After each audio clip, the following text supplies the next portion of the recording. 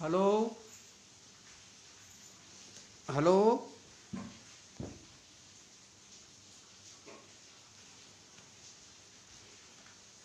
Hello मित्रांनो, माझा आवाज येतो?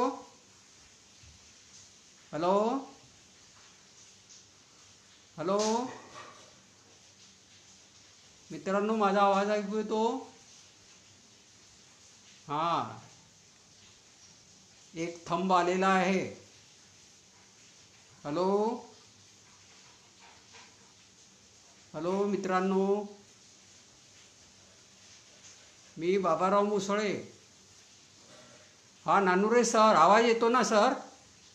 ठीक आहे सर, ठीक आहे, धन्यवाद. हां नानुरे सर, धन्यवाद सर. हां, आणि मी आपल्या या लिंकवर नुकताच आलेला आहे. थोडासा मला यातला सराव नाही या तुमच्या तंत्राचा नव्या, त्यामुळे थोडीशी अडचण गेलेली आहे. ज्ञानेश्वर, दीपक, नानुरे सर आणि आता व्यवस्थित झालेलं आहे आणि मी आता बोलायला सुरुवात करतो.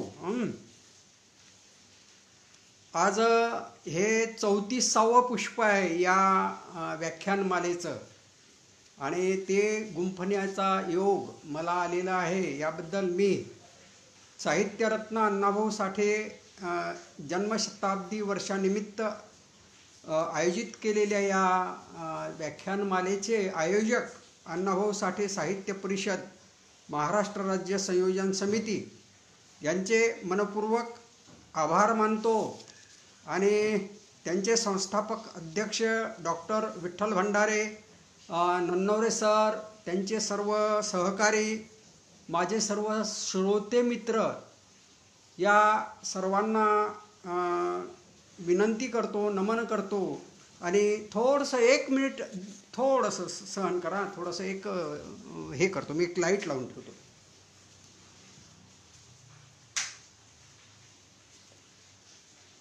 हां हॅलो. तर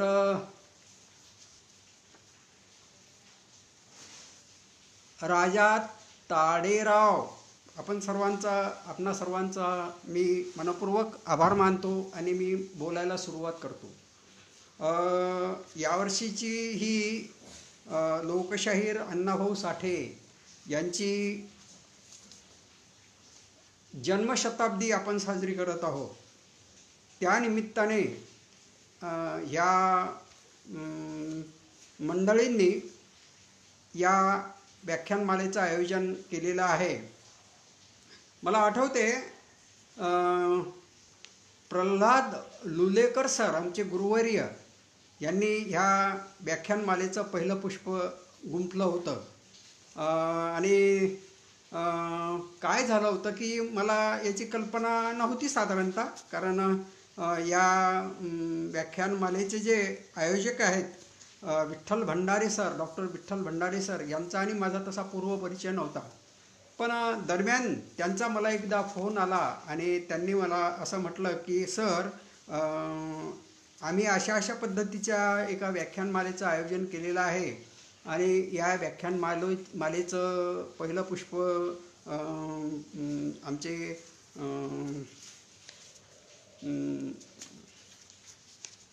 लुलेकर सर गुंफत आहेत. आपण सुद्धा या व्याख्यानमालेमध्ये सहभागी व्हावं अशी मी विनंती करतो. आणि मग मी त्यांची विनंती मान्य केली. खरं म्हणजे त्यांनी मला असं म्हटलं होतं की जोपर्यंत डॉक्टर वाघमारे साहेबांनी, दिल्लीचे हे, यांनी तुमच्या नावाचा उल्लेख त्यांच्या व्याख्यानामधून आणि तुमच्या कादंबरीतून केला कादंबरीचा उल्लेख, वारुळ कादंबरीचा उल्लेख केला नव्हता, तोपर्यंत आम्हाला आपल्याबद्दल काही माहिती नव्हतं. ठीक आहे, काही हरकत नाही. साधारणतः असं होते की सगळ्यांनाच बाबाराव मुसळे यांचं नाव माहिती असलंच पाहिजेत असा काही आग्रह नाही, किंवा मग सगळ्यांनाच ही कादंबरी माहिती असली पाहिजेत याचीही काही आवश्यकता नाही. पण ही कादंबरी मी मातंग समाजाच्या आत्मिक उन्नतीसाठी, आत्मशोधनासाठी, आत्मसन्मानासाठी अशा पद्धतीची ही कादंबरी मी लिहिलेली आहे. आणि ती कादंबरी, तिची पहिली आवृत्ती ही साकेत प्रकाशन औरंगाबाद तुमच्या मराठवाड्याचंच आहे ते बाबा भांड साहेबांचं. त्यांनी ही कादंबरी प्रकाशित केली होती. पहिली आवृत्ती तिची 2004मध्ये. त्यांनीच दुसरी आवृत्ती 2010मध्ये प्रकाशित केली होती. आणि आत्ता तिसरी आवृत्ती ही आमचे जे माझे पहिले प्रकाशक मेहता पब्लिशिंग हाऊस पुणे ह्यांनी प्रकाशित केलेली, अगदी अलीकडेच प्रकाशित केलेली आहे ती ऑगस्टमध्ये. तर अशा पद्धतीनं ह्या कादंबरीच्या 3 आवृत्त्या निघालेल्या आहेत. खंडेराव भिशे, किशोर जोगदंड, धन्यवाद. तर आज मला वारुळ आणि अण्णाभाऊ साठे यांचं साहित्य म्हणण्यापेक्षा मी फकीराचाच संदर्भ थोडासा या कादंबरीशी जोडणार आहे. तर मग वारुळ आणि अण्णाभाऊ साठेंच्या फकीरा कादंबरीचा काय संबंध आहे बुवा? मी लेखक म्हणूनच हे एवढं सांगतो का, की आणखी काही लोक याला पुष्टी देतात? त्याबद्दल थोडंसं मी सांगतो आणि नंतर मग आपला पुढे चालू करू आपण. साहित्य सम्राट लोकशाहीर अण्णाभाऊ साठे हे मातंग समाजात जन्मलेले आणि एक फार मोठे लेखक, शाहीर हे आपल्याला माहिती आहे. त्यांची फकीरा 1959मध्ये प्रकाशित झाली होती आणि ही फकीरा ही ब्रिटिश सत्तेला आव्हान देणाऱ्या फकीराची शौर्यगाथा आहे हे आपल्याला माहिती आहे. पण झालं काय की त्या कादंबरीमध्ये सुद्धा सामाजिक प्रबोधन, गावखेड्यामधली तत्कालीन जी काही परंपरा वगैरे अशा चिवट प्रथा आहेत त्या प्रथा, जातीयता आणि जातींची छळवादी उतरंड आणि त्यातून समाजाचं वेगळेपण, दुभंगलेपण. नारायण पाटोरे, धन्यवाद. असं काहीतरी एक तत्कालीन चित्र अण्णाभाऊ साठेंनी त्यांच्या त्या फकीरामध्ये रेखाटलेलं होतं. आता याच्यातला एक मुद्दा जर सोडला, कोणता, की ब्रिटिश सत्तेला आव्हान देणे, हा मुद्दा जर सोडला तर माझ्या वारुळमध्ये जी सामाजिक स्थिती मी वर्णन केलेली आहे ती साधारणतः सारखीच आहे. गावखेड्यामधल्या प्रत्येक समाजाचे ज्या काही चिवट अशा प्रकारच्या परंपरा असतात आणि सगळ्यात जास्त जर काय असेल तर जाती व्यवस्था आणि अस्पृश्यता ह्या गोष्टीतून या खालच्या समाजाला जो काही त्रास भोगावा लागतो हा सगळा लेखाजोखा मी या माझ्या फकीरा मी माझ्या या वारुळ कादंबरीमध्ये मांडलेला आहे. मला वारुळची पहिल्या आवृत्तीचं मुखपृष्ठ मी तुम्हाला दाखवतो, दिसत असेल तुम्हाला. तर अशा पद्धतीची ही वारुळ कादंबरी जेव्हा प्रकाशित झाली त्यावेळेस या कादंबरीबद्दल जे काही अभिप्राय आलेले आहेत त्यातले काही महत्त्वाचे अभिप्रायसुद्धा मी तुम्हाला आत्ता सांगणार आहे आणि त्याच्यातून तुमच्या लक्षात येईल की खरोखर अण्णाभाऊ साठेंची फकीरा किंवा त्यांचं एकूणच साहित्य असेल, सगळं उपेक्षितांबद्दलचं त्यांचं साहित्य होतं, शोषितांबद्दलचं साहित्य होतं आणि त्या साहित्याला त्यांनी जो शब्द दिला किंवा त्या व्यथेला त्यांनी जो शब्द दिलेला होता तो अत्यंत मोलाचा होता. तशाच पद्धतीचं काही मी माझ्या या वारुळ कादंबरीमध्ये सुद्धा केलेलं आहे.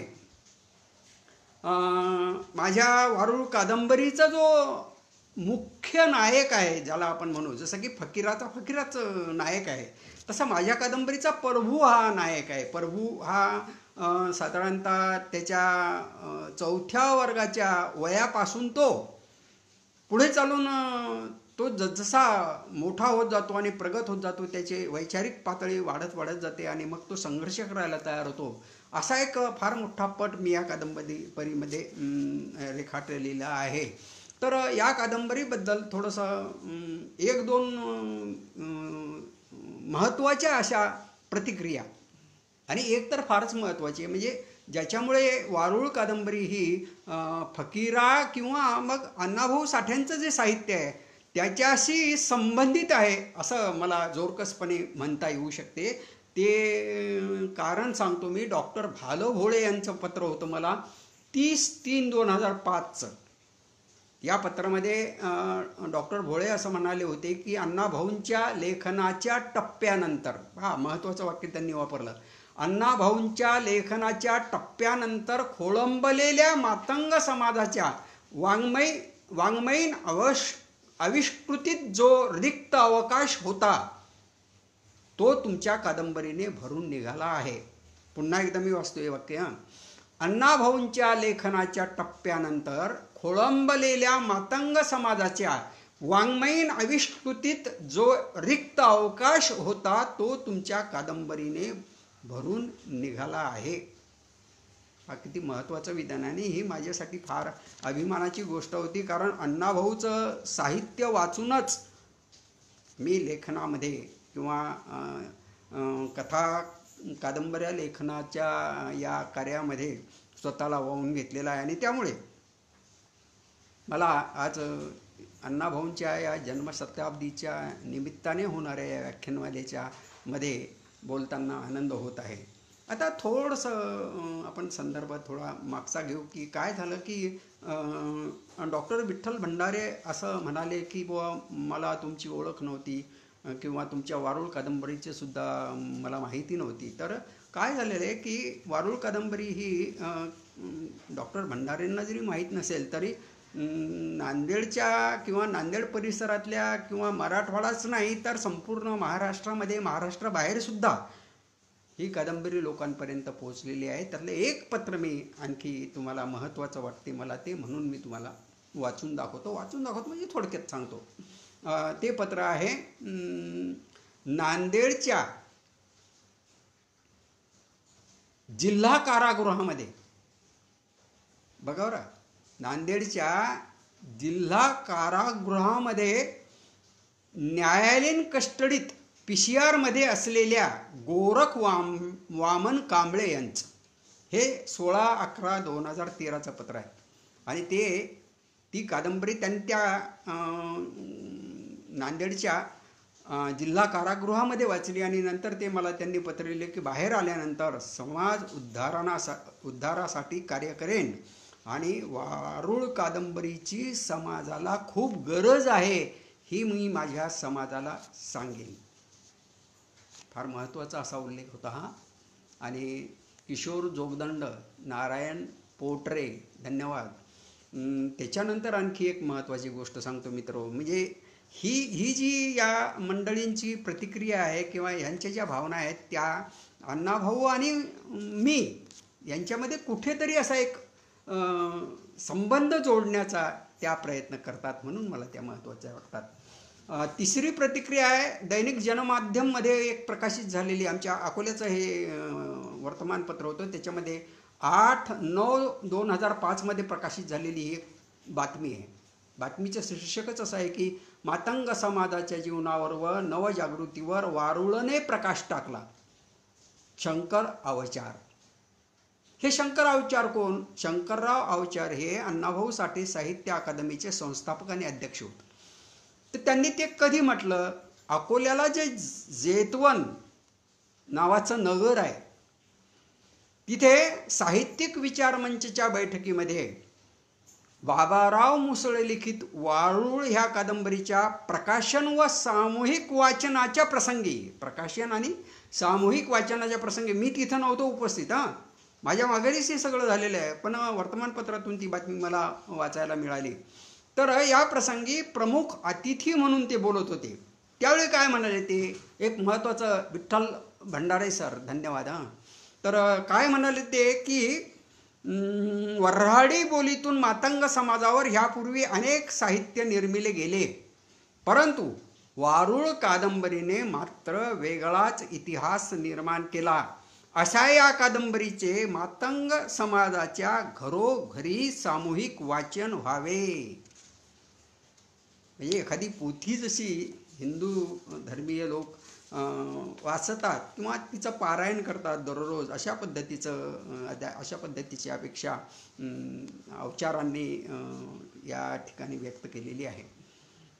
पहा, आमचे लोकसाहित्याचे गाडे अभ्यासक मधुकरराव वाकोडे गुरुवैरी 5/12 2005च्या पत्रात ते असं म्हणतात की बाबाराव वारुळ वाचली, माझ्या खेड्यातील कास्तकार आणि मातंग समाजातील वाचकांनी देखील वाचली. हे महत्त्वाचं आहे. सर्वांना आवडली. प्रभूला मध्यवर्ती ठेवून मातंग समाजाच्या सर्वांगीण स्थितीगतीची जी कहाणी आपण रेखाटली ती वास्तव आणि परिणामकारक आहे. मी सरांना शतशः प्रणाम करतो, कारण त्यांनी फार मोलाचा असा हा अभिप्राय दिलेला आहे. मित्रहो, आणखी एक गोष्ट सांगावीच वाटते, फार महत्त्वाची आहे. शंकर कसबे नावाचे आमचे एक मित्र आहेत, कवी मित्र आहेत. नवोदित आहे, नवोदित आता म्हणता येणार नाही त्यांना. त्यांचा एक कविता संग्रहसुद्धा प्रकाशित झालेला आहे आणि त्यांची एक कविता 6व्या वर्गाच्या बालभारतीच्या पुस्तकामध्ये आहे, माझ्या आज्या पण जान या नावाची. हे अंबाजोगाईचे कवी आहेत. त्यांनी मला जेव्हा पहिल्यांदा त्यांनी वारुळ वाचली आणि त्यावेळेस ते आणि बाळासाहेब त्यांचे मित्र हे दोघेजण माझ्याकडे आले. त्यावेळेस त्यांनी मला एक गंमत सांगितली. मोहन लोंढे, धन्यवाद. तर म्हणाले की सर, मी वारुळ एका रात्रीतून वाचून काढली. फार मोठी कादंबरी आहे ती, जवळपास 450-500 पेजेस अशी मोठीच्या मोठी कादंबरी आहे ती. पुठ्ठ्याची बाइंडिंग होती पहिल्या आवृत्तीची. तर ही कादंबरी मी वाचून काढली आणि रात्री 2-2:30 वाजता अस्वस्थ होऊन, अत्यंत अस्वस्थ होऊन 4 कविता लिहिल्या. कारण तुम्ही माझ्या समाजाचं मला जे माहीत नाही असं चित्र याच्यामध्ये उभं केलेलं होतं आणि त्यामुळे मी अस्वस्थ झालो होतो आणि मी 4 कविता लिहिल्या. तर त्यातली एक कविता जिचं नाव करपी असं होतं. करपी हा शब्द जो आहे तो सांकेतिक बोलीतला, मातंगाची सुद्धा, मांगांची सुद्धा त्या काळात, जुन्या काळी सांकेतिक अशी बोली होती आणि त्या बोलीतला हा करपी शब्द आहे. करपी म्हणजे भाकर. तर या कादंबरीचा या कवीवर पडलेला प्रभाव हा जर आपण विचारात घेतला तर कादंबरीचं जे मूल्य आहे ते वाढतं आहे असं मला वाटते आणि ही माझ्यासाठी अत्यंत समाधानाची गोष्ट आहे. मित्र, आता हळूहळू मी त्या कादंबरीमध्ये शिरत आहे. मी आता अण्णाभाऊ साठेंना नमस्कार करतो, त्यांना वंदन करतो आणि थोडासा त्यांचा जो माझा या कादंबरीशी येणारा जो संबंध आहे तो लक्षात घेऊन मी हळूहळू पुढे चालतो आहे. तर ही जी सांकेतिक भाषा, करपी असा जो शब्द आलेला आहे, तर या कादंबरीमध्ये मी ही सांकेतिक भाषा वापरलेली आहे. त्याच्यामध्ये काही शब्द दिलेले आहेत मी. दांडारणी म्हणजे बायका, दुतोनं म्हणजे खाणं, करपटी म्हणजे भाकर, करपी करपटी, वरवणं म्हणजे खाणं, दुतोनं म्हणजे खाणं, वरवणं म्हणजे खाणं, सातलं म्हणजे इनाम किंवा बक्षीस, वरवा, वरवा या शब्दाचा सातलं वरवा म्हणजे बक्षीस द्या. वरवा या शब्दाचे वेगवेगळे अर्थ आहे कारण क्रियापद आहे ते. एक असंच एक सांकेतिक 3 ओळीचं एक छोटंसं गीत म्हणता येणार नाही त्याला गीत, पण 3 ओळीचा संदेश ज्याच्यातून देता येतो अशा 3 ओळी मी त्याच्यामध्ये मांडलेल्या आहेत. प्रसंग असा असतो की 1971-72चा दुष्काळ पडलेला असतो आणि सगळीकडे अविनाश माझा मुलगा आहे, माझा छोटा मुलगा, तोही पाहतो आहे. राजू भाऊ बनसोड धन्यवाद, मोहन लोंढे धन्यवाद सर, फार छान मांडणी म्हणतात, माझा उत्साह वाढतो आहे सर. तर काय झालं की 71-72चा दुष्काळ त्याच्यामध्ये मी वर्णन केलेलं आहे त्या कादंबरीमध्ये. वारुळमध्ये हवालदिल झालेले लोक असतात. ज्यांच्याकडे शेती होती ते सुद्धा हवालदिल झालेले, ज्यांच्याकडे शेती नाही त्यांचं तर प्रश्नच नाही. खाण्यापिण्याची ददात होती. मातंगाचे लोक अतिशय त्रस्त होते. 2 जण मातंगवाड्यातले 2 जण काहीतरी आपण रानात जाऊ आणि काहीतरी मिळवू, कंद मुळं काहीतरी असं म्हणून ते 2 जण निघतात. त्यांच्यासोबत त्यांचा एक मुलगा असतो, एका जणाचा छोटा मुलगा असतो तो. आणि रानात फिरता फिरता भर दुपार होते पण काही मिळत नाही आणि मग एका झाडाखाली ते असे पडून राहतात कारण ताकद उरलेली नसते अंगात. आणि त्यांचा मुलगा मात्र मोठा तो उन्हाळक्या करत झाडावर चढत असतो त्या, आणि चढता चढता तो झाडावरून ओढतो, बाबा गिधाड. आणि तो शब्द ऐकून ते 2 जण ताडकन उभे राहतात. दर्शन भंडारे धन्यवाद सर, सर सुंदर विषय म्हणतात, धन्यवाद. तर ते दोघेही ताडकन उभे राहतात आणि म्हणतात, अरे कुठे कुठे. आणि तो पोरगा हात करतो की इकडे या गावच्या दिशेनं. आणि ते त्या सावलीच्या बाहेर जाऊन पाहतात, ते खरोखर तिकडच्या दिशेला आकाशात गिधाडं उडत असतात. मित्र हो, गिधाडं म्हणजे काय, ही एक सूचना असते की तिथे कुठेतरी एखादं ढोर मरून पडलेलं आहे.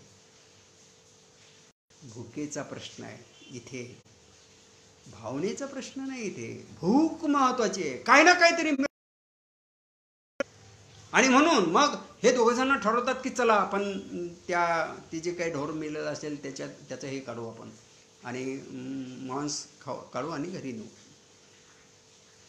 पण प्रश्न त्यांच्या समोर असतो की जर मेलेलं ढोर असेल तर त्याला सोलावं लागते, त्याची कातडी काढावं लागते, आणि त्याच्यासाठी हत्यारं पाहिजे असतात. तर हे हत्यारं कसे कुठून मिळवणार, ते तर घरी राहिले.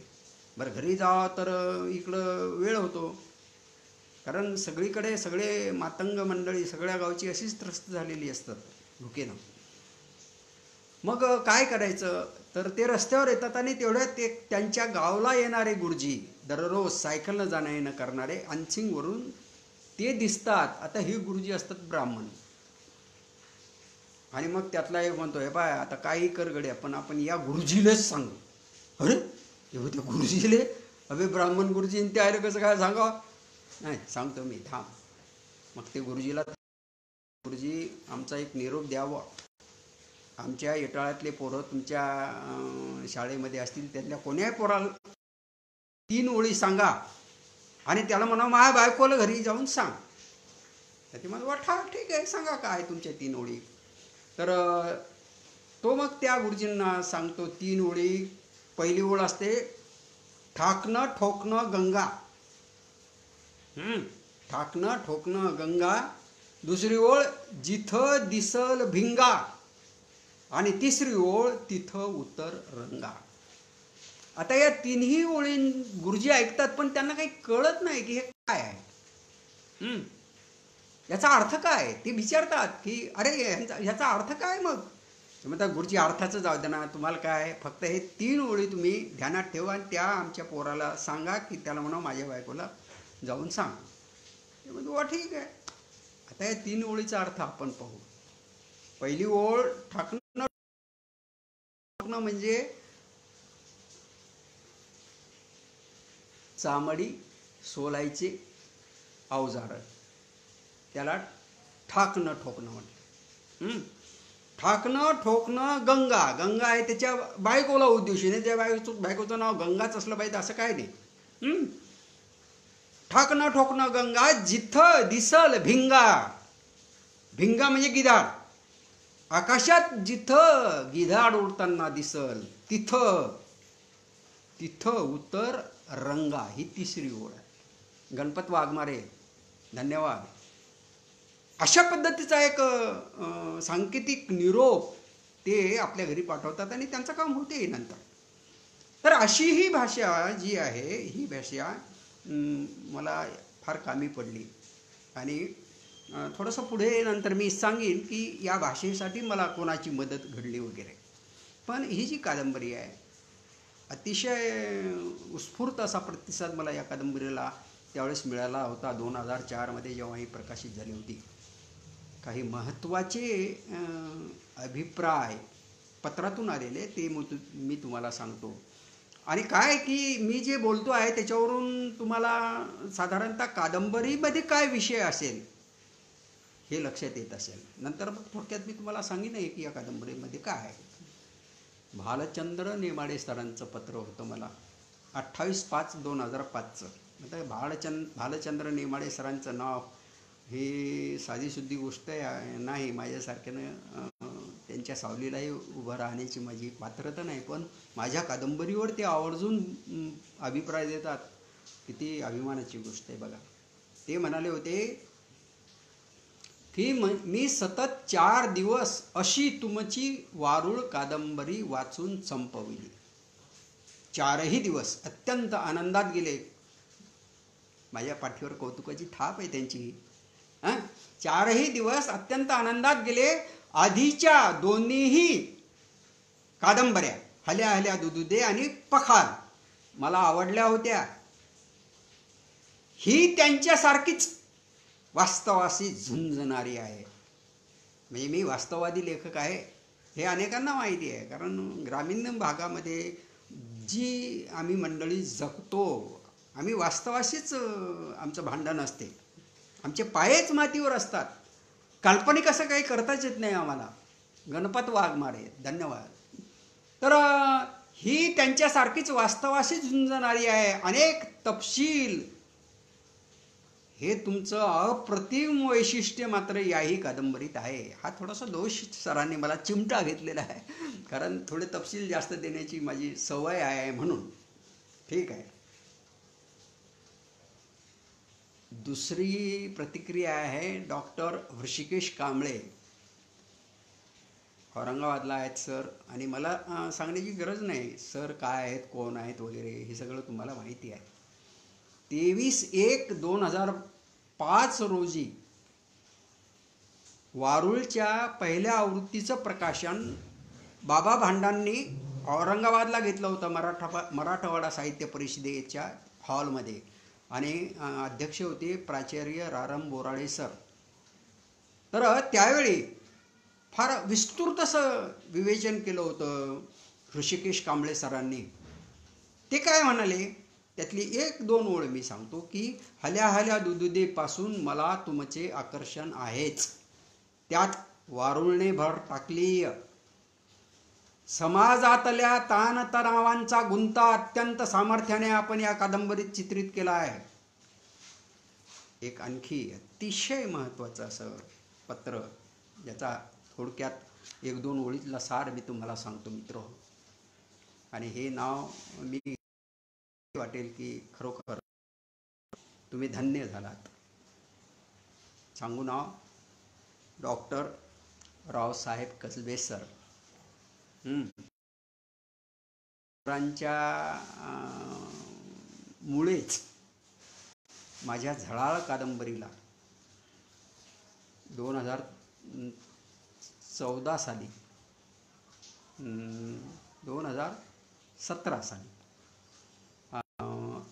प्रवरानगर लोणीचा विखे पाटलांच्या नावाने असणारा पुरस्कार, विठ्ठलराव विखे पाटलांच्या नावे असणारा पुरस्कार मिळाला होता. सर माझे फार दिवसापासूनचे वाचक आहेत. म्हणजे माझ्या कथा सरांनी त्या काळात वाचल्या होत्या, 80च्या काळापासून. आणि तेव्हापासून सर मला बरेचदा सरांनी मला पत्र पाठवले होते. सर काय म्हणतात, 20व्या शतकाचा उत्तरार्ध, 20वं शतक त्याचा उत्तरार्ध, ही कादंबरीचा कालपट जो आहे तो थोडक्यात सांगतो मी की 1956 ते 1983-84 असा फार मोठा कालपट आहे या कादंबरीचा. 29-30 वर्ष वय आहेत वर्षांचा. तर त्याबद्दल ते म्हणतात की 20व्या शतकाचा उत्तरार्ध एवढा मोठा कालपट आणि जाती समाजातील परस्परांचे संघर्ष, जाती आणि समाज. ग्रामीण भागामध्ये काय असू शकतात, कोणत्या जाती, एक सवर्णांची जात त्या गावात असते की जिचं वर्चस्व त्या गावावर असते, हे त्या वारुळमध्ये आहेच.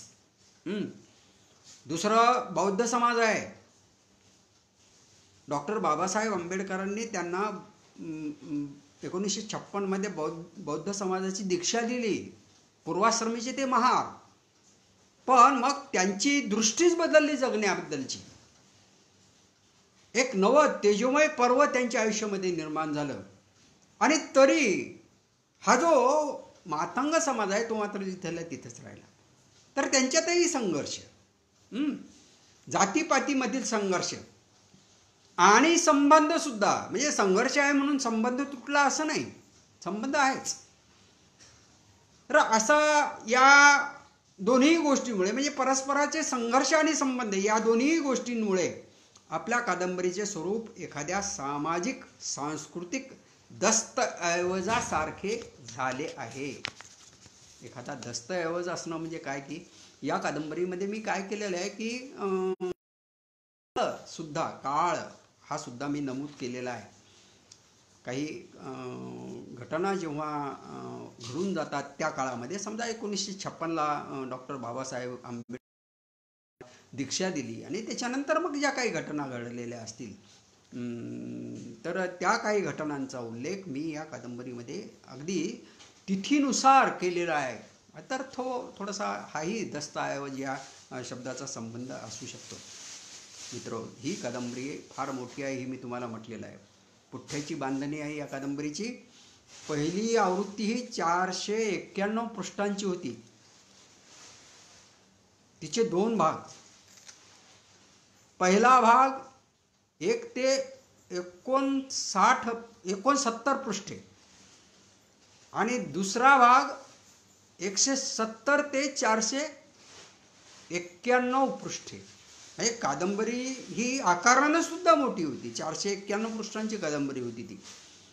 तर तिचा कालपटही जो आपण आत्ता पाहिलं की पहिला भाग जो आहे त्याचा कालपट काय की 1956 ते 1972 असा होता प्रत्यक्षात आलेला. आणि दुसरा जो कालपट आहे दुसऱ्या भागाचा तो होता 1981 ते 1984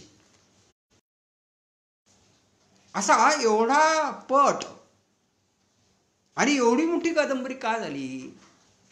दिलीप जिरवणकर, धन्यवाद. काय झालं असं, त्याचं कारण सांगतो मी.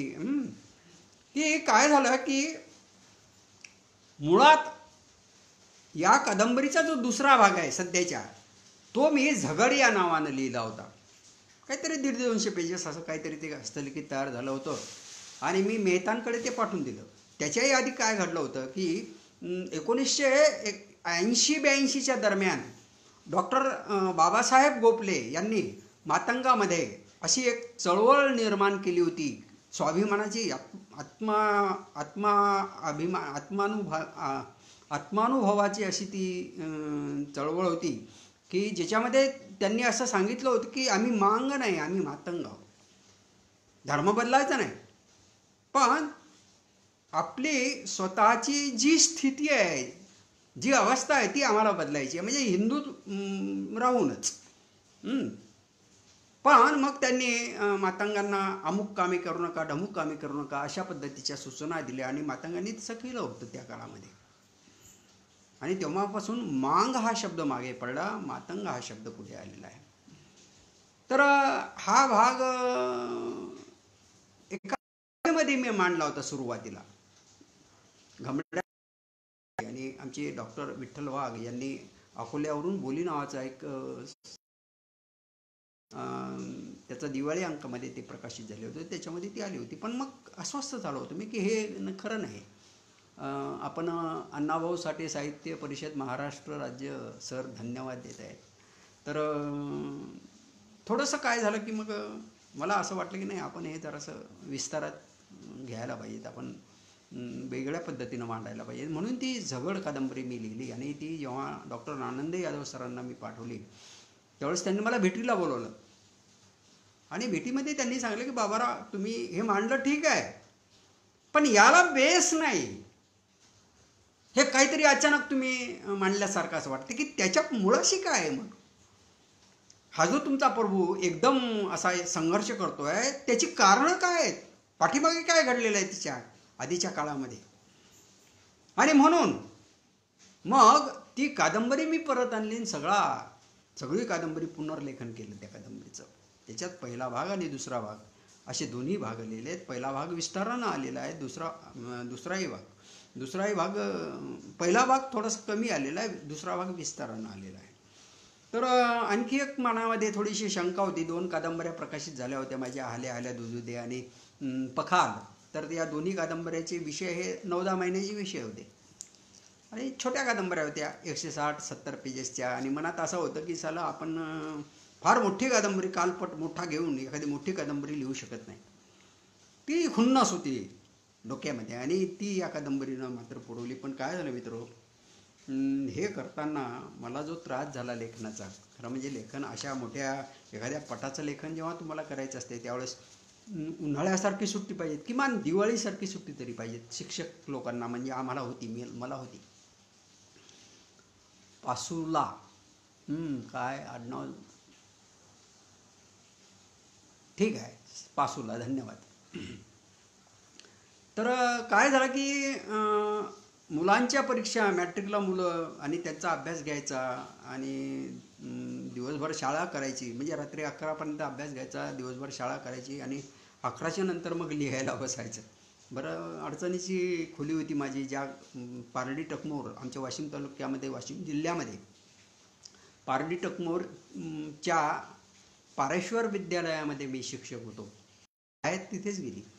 तर लहानशा खोलीत राहत होतो आणि 4 मुलं होती, एक पुतण्या होता, बहिणीची मुलं असायची, कधी भावाची मुलं असायची, असं सगळं चालायचं. आणि त्याच्यात लिहायला लेखकाला मोकळी जागा असायला पाहिजे, ती काही नव्हती. आणि म्हणून मग रात्री कधीतरी लिहित बसायचो.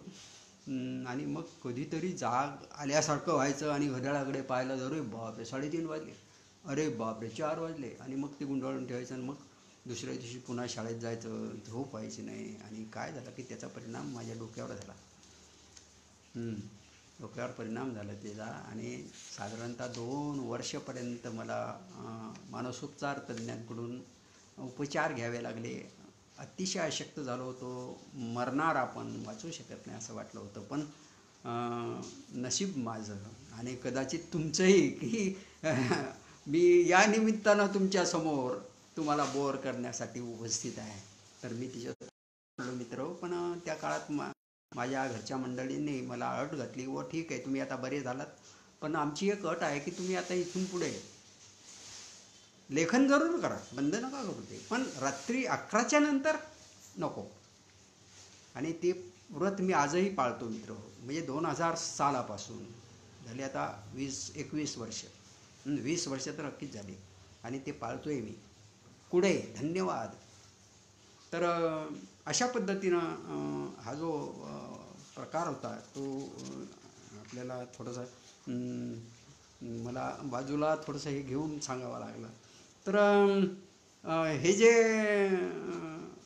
झगड जी होती ती आनंद यादवांनी मला सांगितली की हिला काहीतरी पार्श्वभूमी द्या, आणि त्याच्यातून मग ही महाकादंबरी आलेली आहे.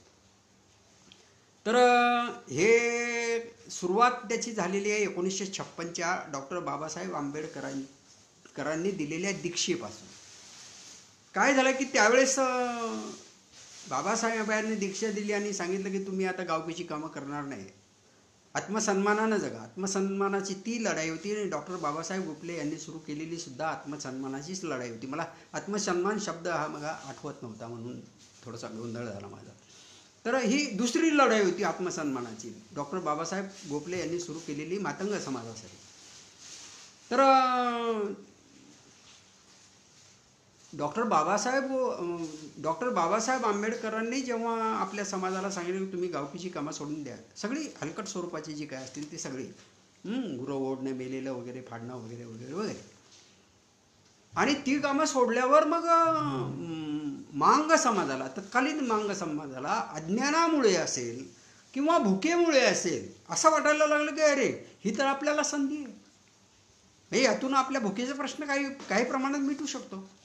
आणि ती सगळी कामं मग त्यांनी स्वीकारली. आता काय झालं की या दलदलीतून, त्या चिखलातून डॉक्टर बाबासाहेब आंबेडकरांनी महारांना वर काढलं आणि मांगांनी स्वतःला त्यात झोपलं. याचं कारण हे होतं की अज्ञान. डॉक्टर बाबासाहेब आंबेडकरांनी आवाहन केलं होतं या समाजांना किंवा तुम्ही सुद्धा या बौद्ध धर्मामध्ये, तुमचाही उद्धार होईल. पण मंडळी ऐकली नाही. त्याला मग 82-83 हे साल उगवावं लागलं. म्हणजे तो आत्मसन्मान प्राप्त करण्यासाठी एवढा काळ जावा लागला आणि एवढ्या वेदना या समाजाला भोगाव्या लागल्या.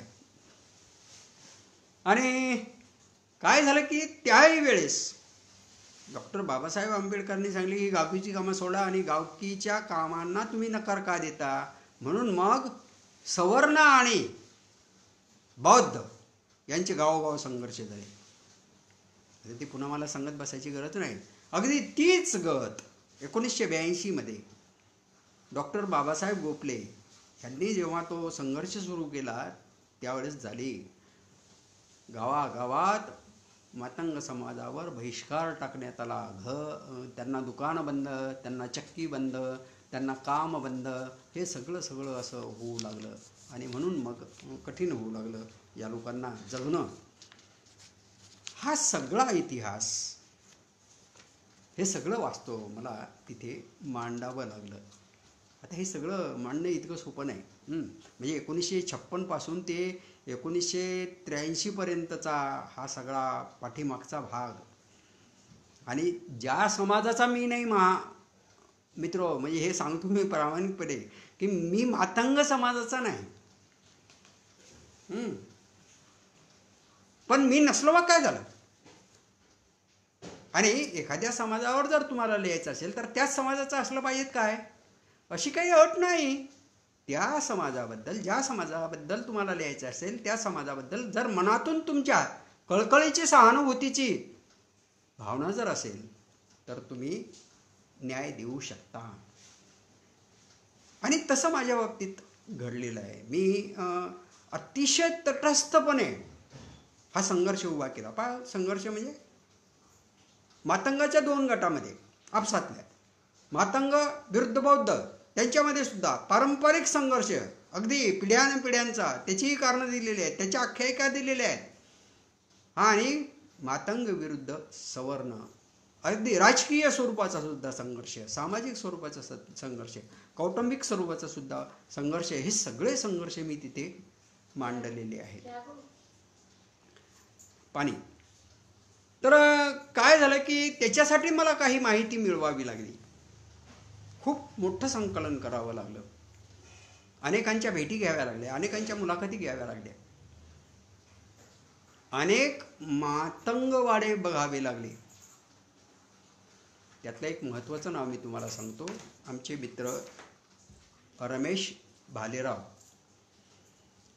रमेश भालेराव हे आमच्या इकडेच शिवणी दलेलपूर नावाचं गाव आहे,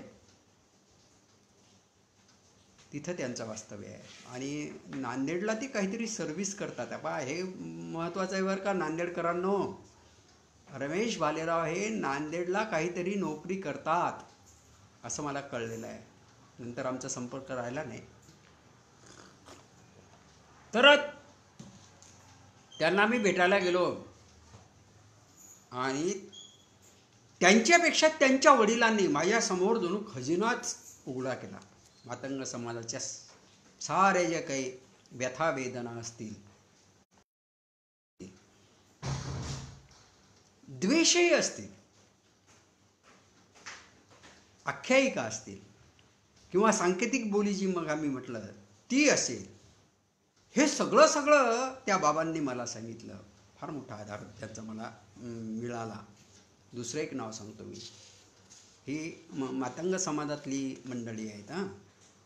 श्रीमती बायडाबाई कांबळे, बायडाबाई नामदेवराव कांबळे ह्या राजकारणी आणि समाज कार्यकर्त्या आहेत. आमच्या रिसोड तालुक्यामध्ये त्यांचं गाव आहे, मंगलवाडी असं त्या गावच्या आहेत त्या. ह्या बाईंना मी जाऊन भेटलो आणि त्यांना मग माहिती विचारली. तर त्यांनी सुद्धा, त्यांच्या पतींनी सुद्धा मला मातंग समाजाचं जे एकूण राजकारण आहे महाराष्ट्रामधलं, किंवा राजकीय स्थिती आहे, सामाजिक स्थिती आहे, विशेषतः बँडची अवस्था, हे सगळं त्यांनी मला सांगितलं. आणि त्यामुळे माझं जे लेखन आहे ते लेखन करण्यास ह्या गोष्टीचा मला फार मोठा आधार लाभला. आमचे मित्र नामदेव कांबळे, कादंबरीकार, ज्यांनी 3 कादंबऱ्या मातंगाच्या जीवनावर लिहिलेल्या आहेत.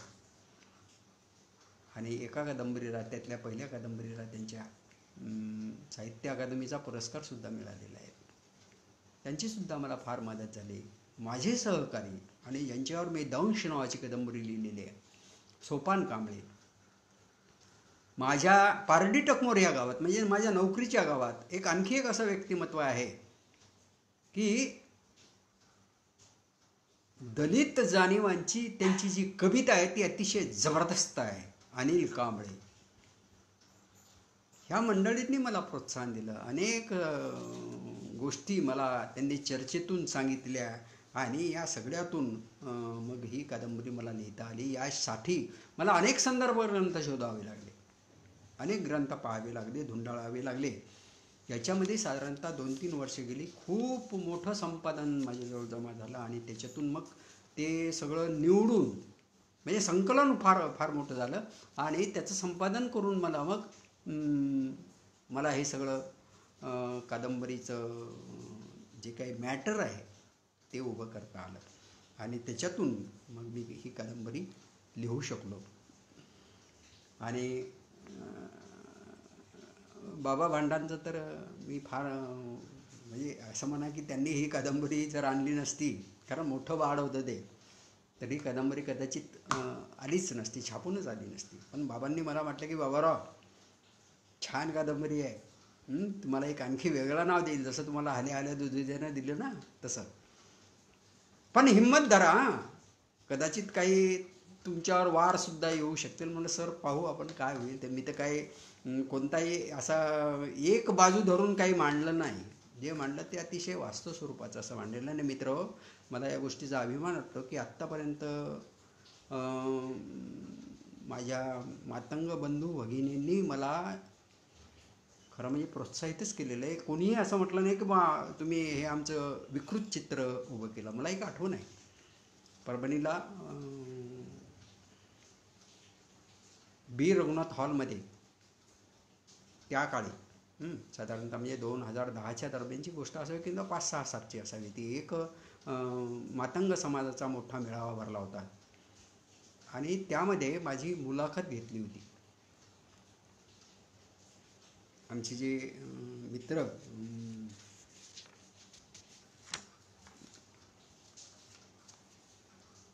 नाव थोडंसं मला विस्मरणात गेल्यासारखं झालं, श्रीकांत, औरंगाबादचे प्रकाशक, आठवलं. तर त्यांनी, आणि ती मुलाखत इतकी रंगली की नंतर मग मुलाखत संपल्यानंतर आम्ही असे खाली येऊन बोलत उभे राहिलो. अनेक लोक माझ्याशी गप्पा मारत होते आणि तेवढ्यात एक ताई आल्या, जवळपास 40-45 वर्ष वयाच्या, आणि त्यांनी एकदम माझ्या पायावर डोकं ठेवलं आणि डोळ्यातून आसू आणून म्हणलेले की बाबा, तुम्ही आमच्या समाजाचं फार चांगलं चित्र उभं केलेलं आहे. ही माझ्यासाठी फार मोठी पावती होती. हा पुरस्कार होता. महाराष्ट्र शासनानं सुद्धा या कादंबरीला त्यावेळेस पुरस्कार दिलेला होता. आणि उमरीकर, श्रीकांत उमरीकर, बाय काय थोडंसं विस्मरण होती हो, माझं वय 70-71 आहे. श्रीकांत उमरीकरांनी सुद्धा मला क्षमा करावी, त्यांचं पटकन आडनाव मला आठवलं. तर त्या ताई माझ्या दर्शन घेतलं आणि तो मला पुरस्कार वाटला. शासनानं पुरस्कार दिलेला आहे, महाराष्ट्र शासनानं, आणि अनेक साहित्य संस्थांनी सुद्धा या कादंबरीला पुरस्कृत केलेलं आहे. अनेकांनी या कादंबरीवर MPhil सुद्धा केलेली आहे महाराष्ट्रात, आणि अनेक PhD धारक 6 जणांनी माझ्या कादंबऱ्यावर, कथावर PhD मिळवलेली आहे आणि अनेक जण अभ्यास करत आहेत. तर हे सगळं ऐश्वर या मंडळीमुळे मला प्राप्त झालेलं आहे. म्हणून मी वेगळा समजत नाही स्वतःला. ही माझे माय बाप बहीण भाऊच आहेत आणि म्हणून मी त्यांचं दुःख माझ्या परीनं मांडू शकलो. तर हे सगळं असं झालेलं असताना याच्यावर जी समीक्षा आलेली आहे ती वेगवेगळ्या लोकांनी समीक्षा केली आणि महाराष्ट्रावर सगळ्या वर्तमानपत्रामधून ही समीक्षा आलेली होती. काही नावं मी वाचून दाखवतो. वामन तेलंग यांनी दैनिक लोकमतमध्ये नागपूरच्या लिहिलेलं होतं. प्रल्हाद वडेर यांनी सकाळला लिहिलेलं होतं पुणे. श्रीपाद ब्रह्मे यांनी सुद्धा सकाळला लिहिलं होतं, पण सर्व पुरवण्यामध्ये त्यांचा लेख येऊन गेला होता. चंद्रकांत वर्तक यांनी ललितमध्ये लिहिलेलं होतं. नामदेव कांबळे यांनी समरसता साहित्य पत्रिकेमध्ये लिहिलेलं होतं. प्राध्यापक अजय देशपांडे यांनी अक्षरवैदर्भीमध्ये अमरावती, लोकसत्ता नागपूर आणि महाराष्ट्र पत्रिकेमध्ये लिहिलं होतं. प्राचार्य राराम बोराडे सरांनी सामनामध्ये लिहिलेलं होतं. प्राध्यापक किशोर सानप सरांनी अस्मितादर्शमध्ये लिहिलं होतं. डॉक्टर रवींद्र शोभणे यांनी तरुण भारत नागपूरमध्ये लिहिलं होतं. विवेक जोग यांनी ललितमध्ये लिहिलेलं होतं. अनेक ठिकाणी असे लेख आलेले आहेत. आता या लेखांची थोडीशी शीर्षकं हे बा 7:30 वाजले, मी थोडेसे तुमचे 10 मिनटं घेतो हां, कारण थोडं उशिरा सुरू झालेलं आहे म्हणून मला त्याबद्दल थोडंसं माफ करा. बिलकुल मी आणखी 10 मिनिटानं संपवतो. तर या लेखांची काही शीर्षकं, जी समीक्षा लेखा लिहिली आहेत त्यांची शीर्षकं सांगतो. पहिलं शीर्षक सांगतो वामन तेलंगांचं, की मातंग समाजाच्या निपत्तर जीवनाची आणि जनजागृती उठावाची साध्यंत हकीकत. दुसरं आहे डॉक्टर वडेर, प्रल्हाद वडेर यांचं. ते म्हणतात की दबलेल्या समाजातील जागृतीचे चित्रण. बरोबर आहे. तिसरं ब्रह्मे, ते म्हणतात मातंग समाजातील क्रांतीचं दर्शन. चौथं अनुभव मासिकाचा तो लेख होता, मातंग समाजाचं जगणं मांडणारा दस्तावेज. अनिल कुलकर्णी, लोकसत्तामध्ये त्यांनी लिहिलेलं होतं अवस्थांतराचे संघर्षमय दर्शन. प्राध्यापक अजय देशपांडेंनी तर अतिशय त्यांचं विधान मला फार छान आवडते हां. वारुळ, परिवर्तनवादी जीवनमूल्यांचे वेरूळ. वारुळ आणि वेरूळ असा संबंध त्यांनी जोडलेला आहे. ज्ञानेश्वर हंदरगुळीकर म्हणतात की इच्छा असूनही मुसळे काकांना भेटू शकलो नव्हतो. आदरणीय भंडारे सरांनी ही संधी दिली, त्याबद्दल त्यांचे धन्यवाद. आणि ज्ञानेश्वर तुमचे सुद्धा धन्यवाद. आपण भेटलो असं गृहीत धरू आपण. तर असं काय की या शीर्षकच का मी वाचून दाखवली की याच्यातून तुम्हाला एक साधारणतः जाणीव होऊन जाईल की एकूण या कादंबरीचं स्वरूप काय असावं. थोडंसं काय करतो मी मग आता, या कादंबरीची एक साधारणतः स्थूल मनानं त्याचं जे कथानक आहे ते कथानक मी तुम्हाला सांगतो आणि मग मी त्याचा समारोप करतो. तर कथानकाचं याच्यामध्ये जे कथानक आहे ते असं आहे की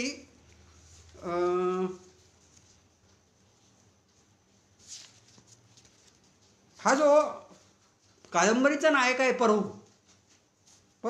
खऱ्या अर्थानं नायक आहे तो शाळेमध्ये 4थ्या वर्गात असताना या कादंबरीची सुरुवात होते.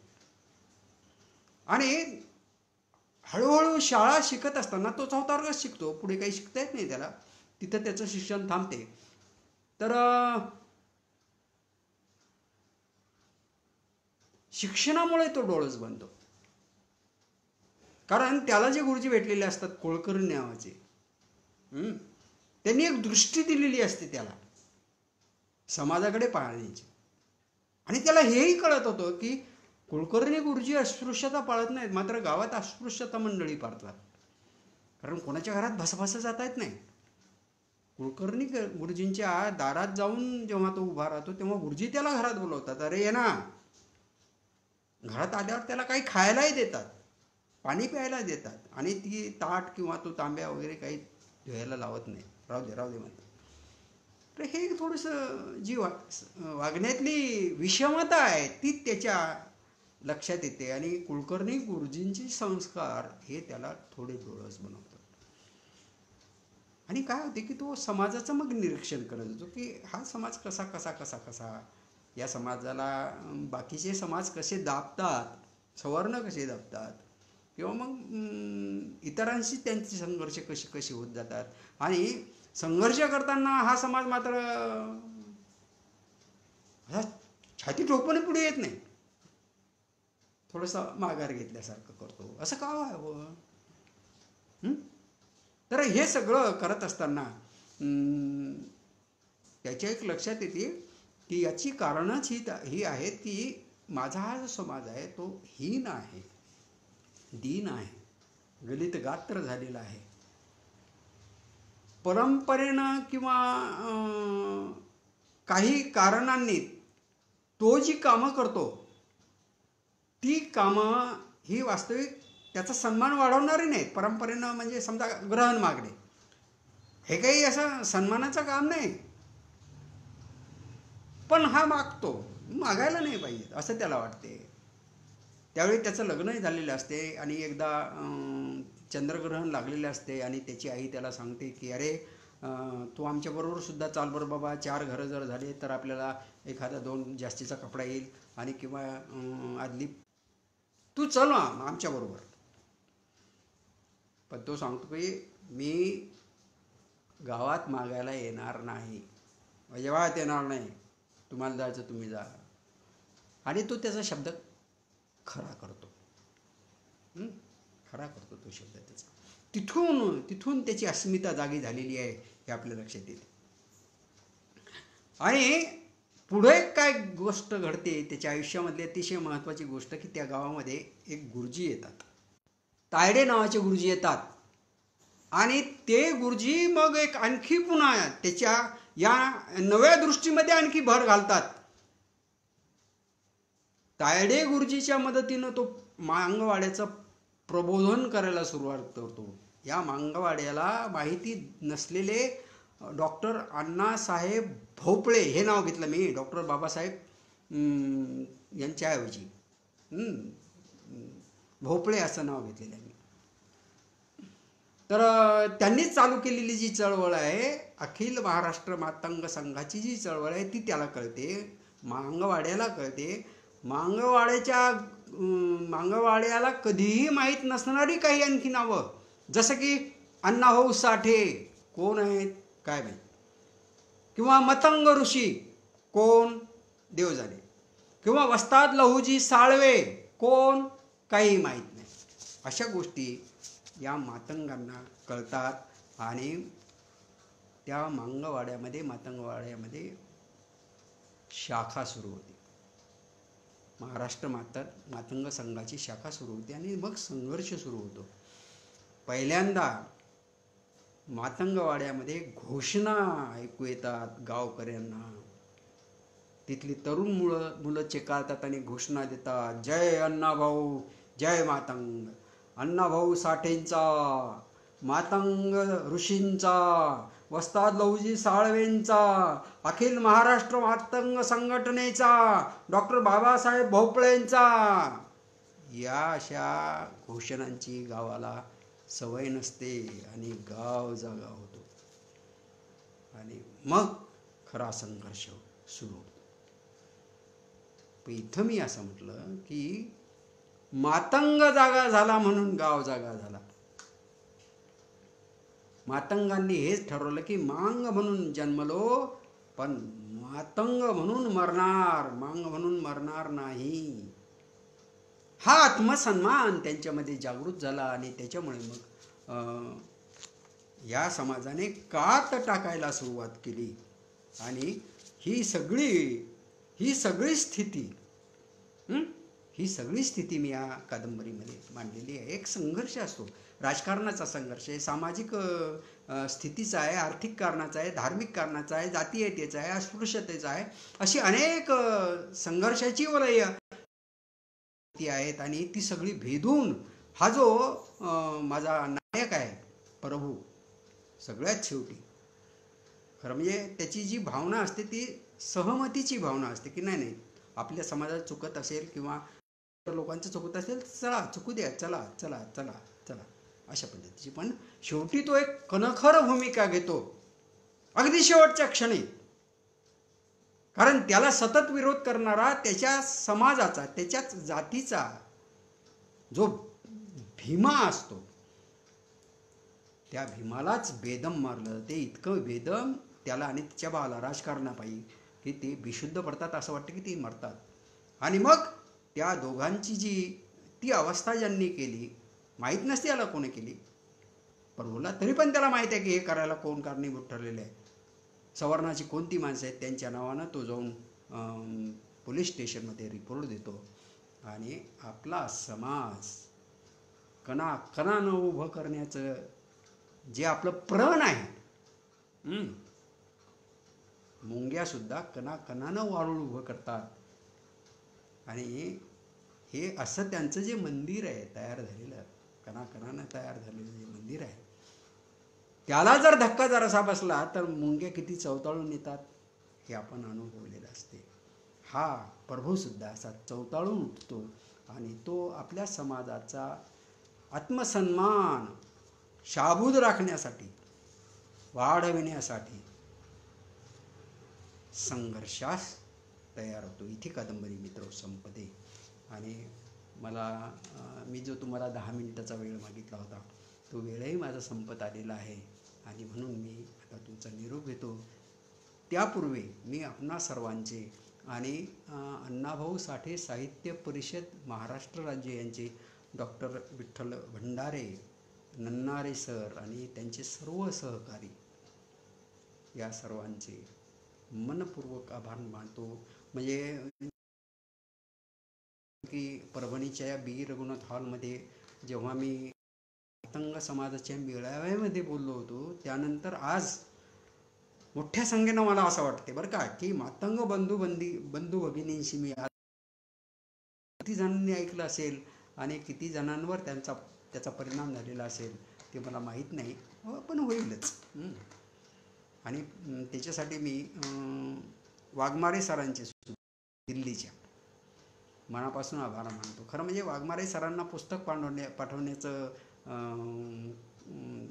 जो काही हा होता सूचना होती ती गुरुवर्य प्रल्हाद लुलेकर सरांनी मला केली होती. आणि म्हणून मग डॉक्टर लुलेकर सरांचं सुद्धा मी सदैव ऋणी आहे, वाघमारे सरांचा ऋणी आहे आणि आपणा सर्वांचं सुद्धा ऋणी आहे. आणि इथे मी थांबतो. जय अण्णाभाऊ, जय मातंग.